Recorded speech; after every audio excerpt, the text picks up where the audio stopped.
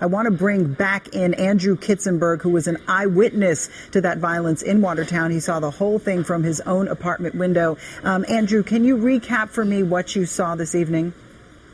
Yeah, at around 12:45, 12:50, I heard a couple gunshots outside, what I thought were gunshots outside of my apartment, and I went to the window. And right outside of our apartment, there were two shooters in between a sedan and a black Mercedes-Benz SUV. And they were in between these two cars, taking cover behind the black SUV, shooting down our street, which is Laurel Street. And they were shooting westward towards what looked to be about six to 10 Watertown Police Department vehicles. And they were shooting about what seemed to be 70 to 80 yards down the street, utilizing handguns. And while they were engaging in gunfire, they were also using explosives, what seemed to be maybe grenades that they were throwing towards the officers. And the gunfire took place for at least a few minutes while they were utilizing explosives. And when it came closer towards the end, they used what seemed to be a larger bomb. From my view, from my bedroom window on the third floor of our building, I was about 35, 40 feet away, and it looked to resemble a pressure cooker, what I've seen from other pictures online in the last few days. And I saw them light this bomb. And the picture you're showing right now is actually the site where the explosion was, and they lit it, and that would be the bomb squad who were kind of inspecting the site. But they threw it towards the officers, and it only got maybe 15 to 20 yards down, so it wasn't very close to the officers. But it really it created a significant decoy, and there was smoke that covered our entire street.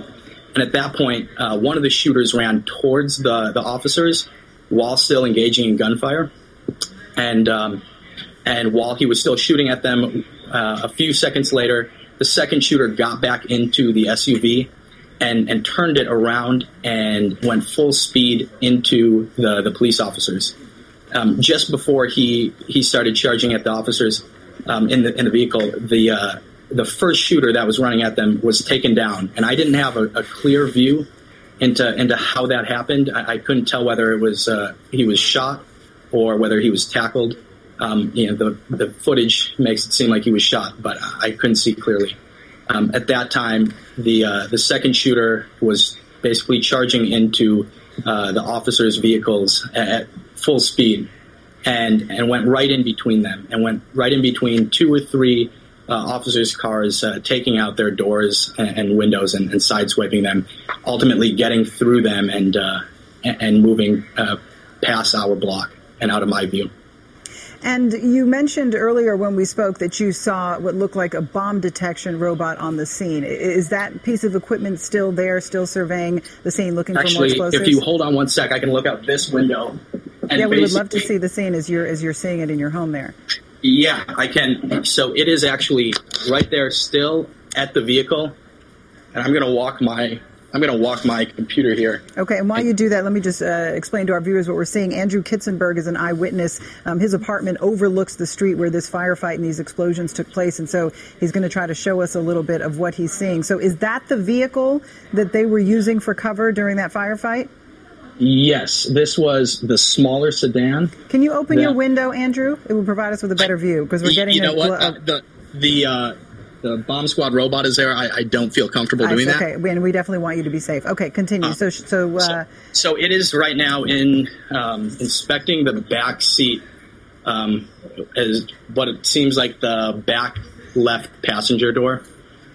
And I just took some pictures and put one picture up on Twitter of the robot, which is at @akits, and right now it's inspecting the other side of the car. The car has been completely untouched. Right next to the car, there are a few backpacks, either 2 or 3 backpacks, and that's what it looked like the shooters were carrying. What I assume would be ammunition, explosives. And those backpacks are still on the ground next to the sedan. They have been untouched right now. It seems like The officers and the bomb squad are proceeding very cautiously in inspecting the vehicle. Well, you seem, I mean, from the view that we saw from your window, you're very close to that car and everything that's taking place. Have you heard anything from law enforcement to you and to other residents in the area about evacuating or staying towards the front of the building? Anything at all about your safety? Yeah, we had what seemed to be Army personnel, and they knocked on our door, told us to lock up all the doors in the house, go to the back of the house, and don't come out and stay low. And that was Is that where you are? Are you in the back of the house now? Because you seem very close to all the activity. Right now, I'm with a few of my roommates here, and we're in the living room. This is our one TV here, so I'm kind of watching what's being televised, so I can stay on Skype with you. And you posted some photos on Twitter, and again, you said your Twitter handle is akitz. It's Kitz. I'm assuming, right? Kitz. Akitz. And you said you just posted a photo of the bomb robot, and earlier this evening you posted some photos of some bullet holes in your home. We're going to put those up. Can you just describe what you photographed and what was taking place at that time? Yeah, so we actually, my roommates and I didn't even notice the bullet holes until at least an hour and a half later, and then we saw the significant hole through the westward wall in our house, and it went right through my roommate's calendar, and then right through the chair, his computer desk chair, and the slug, which we haven't touched, is still sitting right at the foot of his bed. And Andrew, do you know if anyone has been injured? I mean, you mentioned that the one of the suspects may have been shot, but aside from him, do you know if there have been any injuries in this?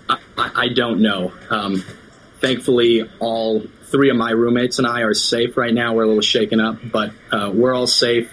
I have no idea about anyone else on the street in our block.